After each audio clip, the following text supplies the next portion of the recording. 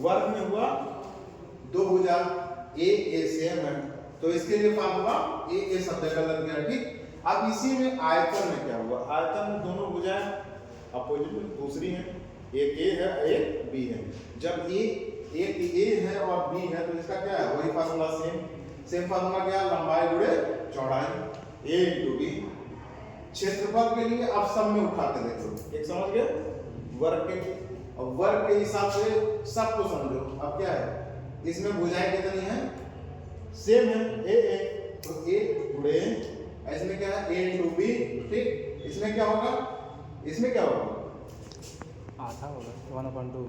ये क्या है, समद्विबाहु। ए सेम है, तो ए सेम यहां से है, और इसी का ठीक आधा है। जब ठीक आधा है तो भाई ए स्क्वायर तो रहेगा, बट 1/2 हो जाएगा, इसी का आधा हो जाएगा, तो यही 1/2 हाफ इंटू ए गुणे ए, मतलब हाफ ए स्क्वायर। आ गया दिमाग में बढ़िया से। अब वही चीज यहाँ पे आ जाओ, अब यहाँ ए इंटू बी है, अब ए इंटू बी मतलब इसका आधा है, इसका आधा, तो त्रिभुज का ये फार्मूला, समकोण त्रिभुज के लिए क्या फार्मूला लग जाएगा, हाफ इंटू ए इंटू बी। दिमाग में रखना, समबाहु त्रिभुज, समद्विबाहु त्रिभुज और समकोण त्रिभुज के लिए फार्मूला लगेगा, उसके अलावा कोई नहीं। अगर एंगल चेंज है, समकोण नहीं है, तो दिक्कत होगी, क्योंकि ये समकोण वाला तो ये हो जाएगा कि मान के चलो आधार अगर लंबा है, उसी की जगह अगर ये लंबाई आगे बढ़ जाती, लंबा हो जाता, तब भी लग जाएगा फार्मूला। ये दोनों भुजाएं जो हैं आपस में इंटरचेंज हो जाएंगी, तब भी इस फार्मूला लग जाएगा, तो ये ध्यान में रखना। ये फार्मूला क्या है, इसका ठीक आधा, वर्ग का ठीक आधा हो जाएगा ये समद्विबाहु त्रिभुज के लिए, आयत का ठीक आधा हो जाएगा ये। ठीक, आयत के लिए आयत का ठीक आधा हो जाएगा समकोण त्रिभुज के लिए।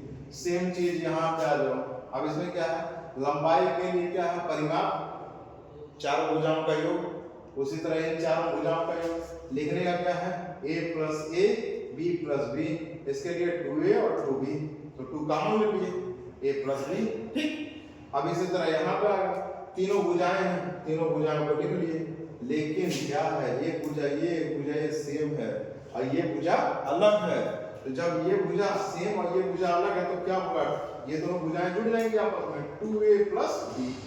ठीक, उसी तरह इसमें आ जाओ, इसमें तीनों भुजाएं अलग, तीनों भुजाएं अलग हैं तो a plus b plus c। ठीक, ये समझ आ गया। अब आओ यहाँ पे, इसमें आओ विकर्ण वाले में। विकर्ण वाले में क्या है, वर्ग के लिए आप देख लीजिए फार्मूला क्या लगेगा, वर्ग के लिए भी सेम चीज सब में होगा, बट त्रिभुज में विकर्ण नहीं होता।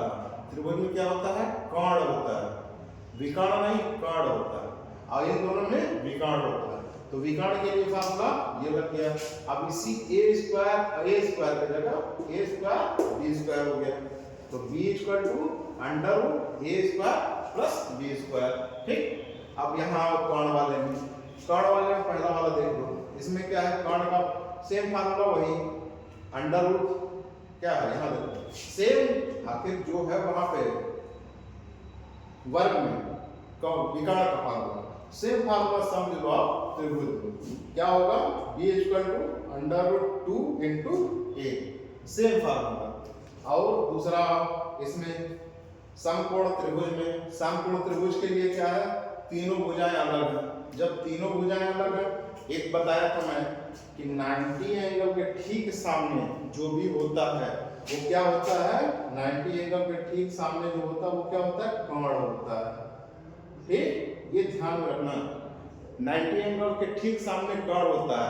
आपको आधार और लंब से मतलब नहीं है, आधार और लंब से मतलब नहीं है, कुछ भी रहे आधार और लंब, उसको ज्ञान होने की जरूरत नहीं है, बाद में दूसरे के लिए जरूरत हो, लेकिन क्या अगर इसमें कर्ण निकालना है तो उसमें जरूरत नहीं है, कहें इन दोनों का योग होना पॉसिबल। ठीक, इधर चाहे इनको इंटरचेंज कर देंगे तब भी इनका योग हो जाएगा। ठीक, अब क्या है, सी स्क्वायर क्या हो गया, a square plus b square. अब ये c स्क्वायर से स्क्वायर हटा, क्या बचा, under root a square plus b square. ये फार्मूला अभी बेसिक जितना भी है ये सब बेसिक है। अभी देखो गोले का फार्मूला नहीं लिखे, गोले का फार्मूला इसलिए नहीं लिखे हैं ताकि ये मेमोराइज कर लो बढ़िया से, ये मेमोराइज हो गया, उसके बाद गोला मैं डाल देता हूँ। ठीक, यहाँ देखिए कर्ण वो फार्मूला लिख दिया था उसका ना, पाइथागोरस का। कर्ण बराबर क्या है, लंबाई का लंब का स्क्वायर प्लस आधार का स्क्वायर, ये फार्मूला था आपका। ठीक हो गया, चलो।